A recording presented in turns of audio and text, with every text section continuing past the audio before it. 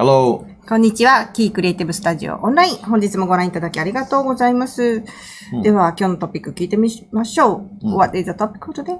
Okay, so today I wanted to talk about actually the quality of your line. And what I mean by that, like it's not like the other week when I was talking about holding the pencil, but like the actual like the path of the lines that you make when you touch pencil to paper or you're working with your iPad or your tablet or something. はい。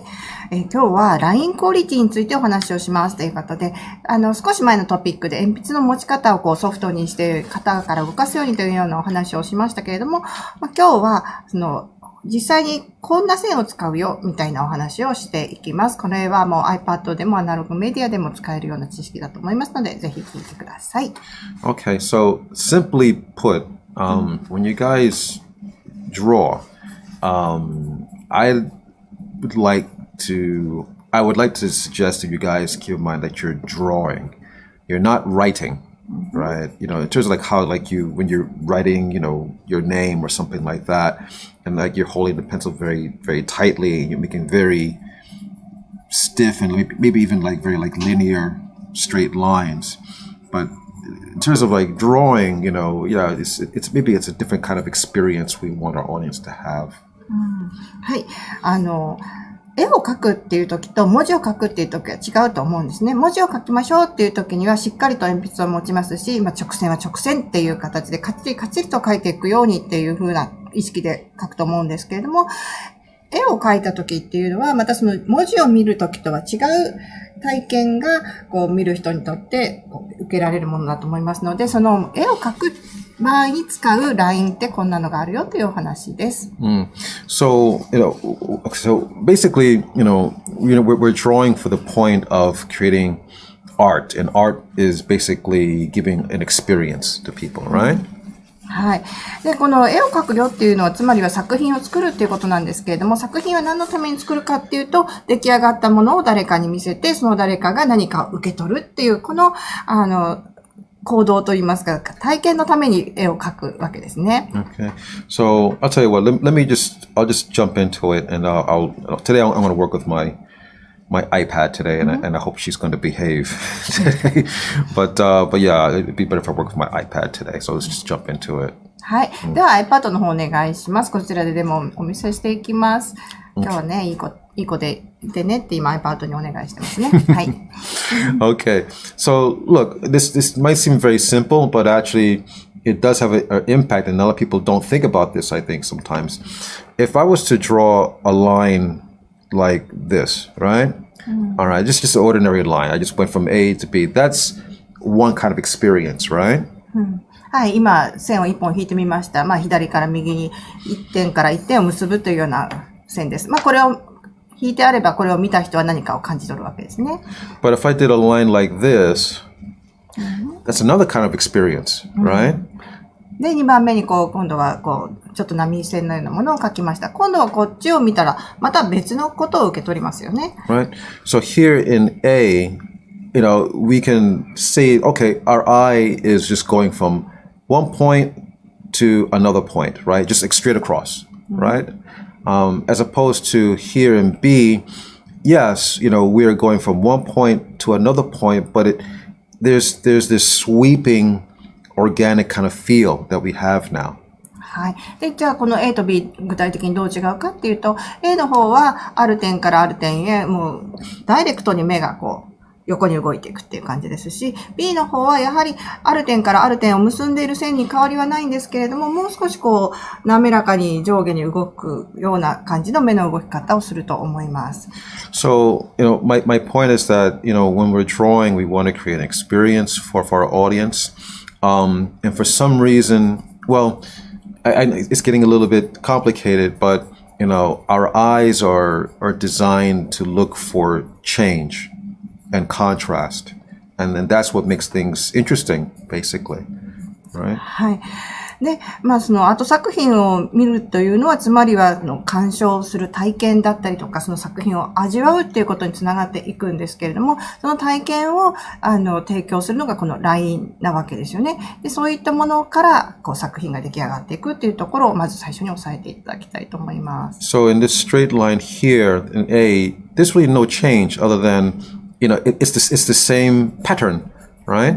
From beginning to end, it's the exact same thing. So it's kind of boring, isn't it, right? はい。で、じゃあ、その鑑賞する人たちっていうのは何を見てるかっていうと、変化だったりとか、対比、コントラストといったものを見てるわけですね。で、A から B 地点へ、まっすぐただ行くっていうだけだと何の変化もなくて、これはあまり面白いとは言えません。So, but here in B, well, we have an arc here, and an arc serves the same purpose as like just a traveling, right? Going from one point to another point, right? So already, we're having a feeling of change, but here we have like another arc. Here, it's complement or it's opposite, right? はい。で、B の方の線はどうかっていうと、まず一つ山のように弧がありますよね。で、まずここから A 地点から、第1番目の地点から第2番目の地点に行くときに変化があります。そしてまた今度下向きのカーブがあって、これは今度最初のカーブと全く反対向きのカーブになってますから、またさらにここでコントラストが生まれてるわけです。So what I'm getting at is that like when we draw, you should try to make your lines like arcs or like sweeps, pretty much, right? Because that's what creates like a feeling of movement. And that's what helps like your drawings to look a little bit more alive, I think. はい。なので、ドローイングを描くときにはこういった弧を利用したりとかですね、動きや流れのあるようなラインを利用していただくと、そうすると流れが全体的に生まれてきたりとか、動きが生まれてきたりとか、方向が生まれてきたりとか、いろんな体験を鑑賞者に提供することができます。So this last one, I'll call this one D. Okay. So yeah, and it's this is example a million times, and I've stolen it from Glenn Philippou, but basically, you see like we have like a sequence of lines here, but they're all going in the same kind of direction, and there's a gradual change.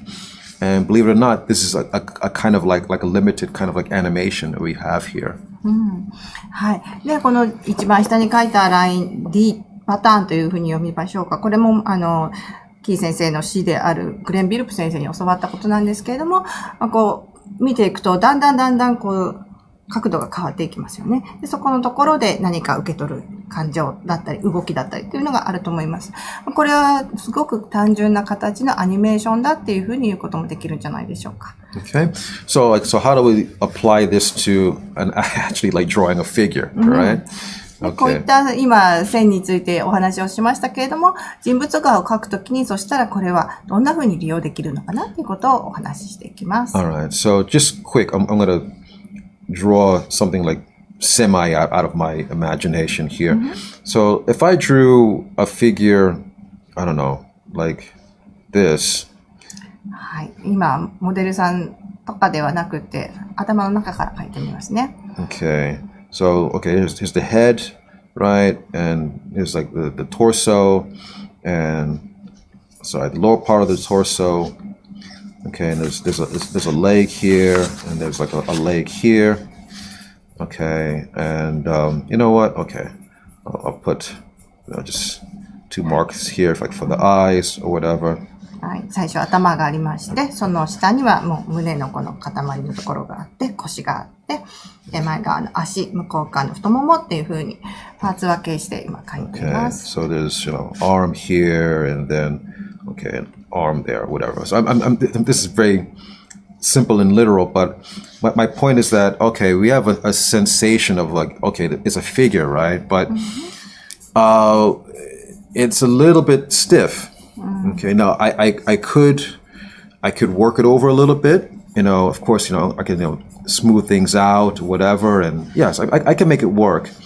But essentially, in terms of like what I did was just I kind of like did like an outline of like what the forms are.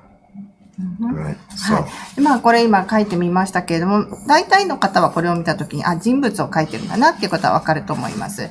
で、まあ、頭があって、胸があって、何があってっていうふうにチュンチュンチュンっていうふうに線で書きましたけれども、そのパーツのところをちょっとした曲線で、繋いであげれば、もう少し柔らかくスムーズにもできると思います。なんですけれども、ちょっとこれはつまらないかなというふうに思うんですが、どうでしょうか。In my opinion. Okay.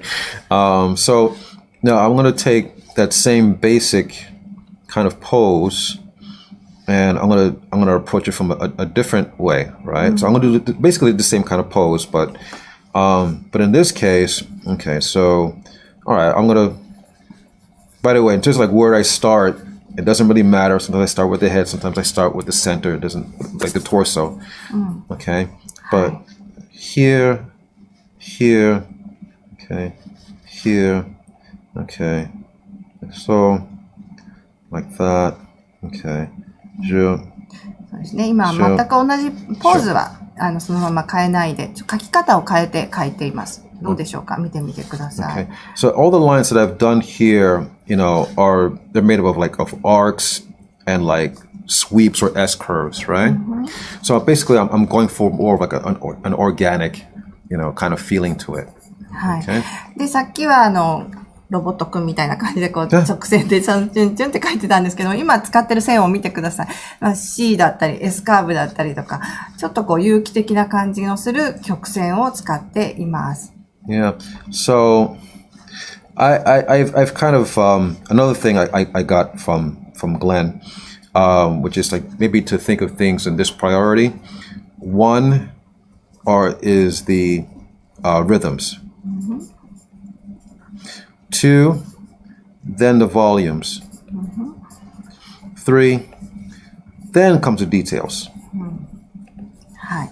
で、これはグレン・ビルプ先生に教わったことなんですけれども、優先順位としては1番がリズム、2番がボリューム、そして3番目が、ディテールだよっていうふうに教わったということですね。Yeah.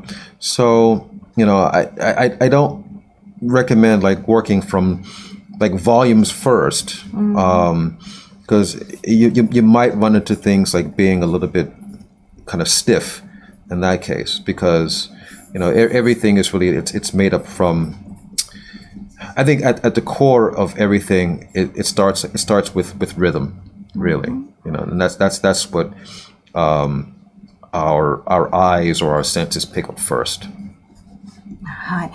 で、この1番、2番、3番の順番が、グレン先生の教えてもあるし、キー先生のおすすめでもあります。この順番が逆転してしまって、ボリュームを捉える、ボリュームを書くっていうことが先に来てしまうと、なんかちょっと硬いと言いますか、生き生きとした感じが減ってしまうような気がしています。Okay. So, like I said, it's the same basic pose, but the second one I have here, given maybe it's not as clean as the other one, but this one is a little bit more organic than the other one. はい。で、最初に描いた絵と今描いてる絵と比べると、ポーズは同じですよね。で、どっちがクリーンかって言われたら、もしかしたら1番目の方がちょっと線も少ないですしね。端的に描けてるっていうふうに思われるかもしれないですけれども、2番目の方がリズムがあるし、有機的な感じがするんじゃないでしょうか。Okay. So, again, I'm hoping, that, you guys, want to have like a feeling of like a rhythm and experience, in your drawings that your audience is going to pick up, it's going to pick up on. はい。なので作品を作るとき、あるいはラフでもドローイングを描くときには、リズムですとか、その作品を見た人にどういった体験が伝わるかなっていうところを少し意識していただくといいんじゃないかなっていうふうに思っています。Okay. So what I'm going to do one more. I'll try not to spend too much time on it. I want to take another drawing, but I'm going to use a reference here. So I'm sorry. This model's name is Copelia Circus. Sorry, Copelia Circus. So she's an excellent model. So I want to use her, and also particularly because she's holding a particular kind of pose, which also might help stress my point here. Okay. はい。では、ここからは、モデルさんの写真を使ったデモになります、ジェスドロパーティーのコッペリアサーカスさんの静止画を1枚お借りしてきました。Okay, so Coppelia here in this, I guess we're going to insert this photo. そうですね。写真は今ここに出てますよ。Okay, thank you. So, but I was talking about this with one of my students yesterday. It's like what to do when you have a model that's kind of like facing you basically like head on, right? And it's very easy to run into a trap of maybe just like drawing these volumes, that are in front of you, and you end up like with like just like a bunch of boxes at the end. はい。で、この写真を選んだ理由はですね、昨日ちょうどキー先生が生徒さんとお話をしていたときに、モデルさんが真正面を向いてこちらを向いて立っている状態で絵を描くときに、とっても難しい。それはなんでかっていうと、真正面なだけにですね、真正面からの頭、真正面からの胸っていうふうに描くと、このパーツを真正面から見ただけの状態で描いてしまって、あんまり面白みのある絵にならない。ね、それをどうしたらいいですかっていうようなお話を昨日していたそうです。So my recommendation when you get something like that kind of situation, you try to like push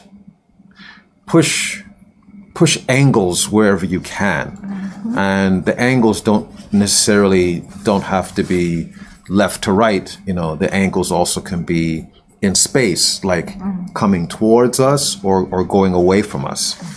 はい。で、モデルさんもですね、真正面を向いてこちらから見てる状態って言っても、少しは角度がついてるところがあると思うんですね。そこを強調するっていうのがおすすめです。で、角度って言ってももちろんですね、右に曲がっている、左に曲がっているというような、この左右の角度もありますし、空間上の奥行き、手前っていう意味の角度もあると思います。それを強調してあげると、もうちょっと面白みが増した。生き生きとしたドローイングになると思います。So basically, if this makes any sense, if I had like a box here and a box here, like if this represents like the torso, right? So basically, what I'm going to do is I'm going to turn it out this way in space. So this way, now like we have, a greater sense of something coming towards us and something going away. はい。で、まっすぐ前から見ましたよっていう胸と腰のところを強調して書いてるのが今、画面のこっち側にあるものなんですけれども、上は本当にまっすぐ見ましたよの胸と腰をつなげてしまうと、ただボックスが上下に並んでるだけになってしまうんですけれども、人間ね、胸は膨らんでて、それで腰をちょっと上に上がってるよねっていうところを意識してあげると、下の状態になるわけです。こんな風に前後の動きといいますか、傾きっていうのも強調してあげることができるかなと思います。Another thing, again, it's okay to change the pose just a little bit, again, to push things. In other words, like, okay, like in terms of like the way she's standing, it might not seem so clear that she has like one shoulder higher than the other one, actually, but she does a little bit, but I'm pushing it a little bit more to make it a little bit clearer. So, again, I always, even way back when I was doing some other classes, I would always tell the students, like, don't copy what's in front of you, right? You're not taking a photograph, right? We want to put a little bit of our interpretation about it. So, if you want to tell a story and push the drawing, do it. It's okay. It's perfectly fine. People, no one's gonna judge you badly. If anything, I think they'll appreciate you more for doing it, actually. はい。で、このモデルさんを見て描く、あるいは写真を見て描くときに、いつも言っているんですけれども、そっくりそのまま見た通りを写し取ろうとしなくていいんだよっていうお話ですね。少しプッシュしてあげる。例えば今のこのモデルさんのでしたらば、もう肩がですね、こっちが上がっているっていうのを少し大げさに描いてます。そうすると肩の左右差っていうのがはっきり見えてくると思うんですね。で、そのプッシュしてあげる、そういうふうにちょっと強調してあげることをプッシュしてあげるっていうふうに言ってるんですけれども、で、プッシュすることによってクリアにストーリーが伝わるんだったら、もうそれはもちろんやった方がよくって、で、モデル写真と見比べて、あれ少し肩の傾きが違うね、あるいは手の位置が違うね、みたいなことがあると思うんですけれども、作品を描くときに、描くものは目の前にあるものそのものを写し取るカメラではないので、人間の解釈というのを入れて作品にしてあげるのがいいと思っています。で、それのことによって伝わることがはっきりと、しかも、大きな声で伝わるようになるんであれば、それは作品にとってプラスになると思っています。So that's the whole purpose of being an artist, right? You can take some liberties, with the drawing, and that's really what we should do, really. はい。そんな風に自分の解釈を入れて書くっていうのが、アーティストのリバティって、キー先生おっしゃってますけれども、アーティストの特権って言いますかね。そのままではなくて自分の意見だったりとか、解釈だったりっていうものを込めて書いてあげると作品がより一層面白くなると思います。Okay. So, what I did here, again, I've pushed angle here in terms of her. So let me make that a little clearer. Yeah, so I pushed angle here in terms of her. Yeah, you should make it straight. Excuse me. Shoot. There we go. Okay, well, kind of like that. 赤ハトちゃんがちょっと言うこと聞かなかったみたいですけど、直線が引けたんですね。肩のね、傾きを入れてあげるっていうことで、キュッっていう感じ。Okay, and then we have an angle here, because actually, her weight is on this rear hip, back here, right? And of course, I try to, push this out a little bit more in terms of in terms of the torso. There's only but so much I can do, but I'm trying to get something like this over here on the side, and where it's coming towards us in space. はい。で、腰の角度も少し強調してと言いますか、はっきりと書いてあげます。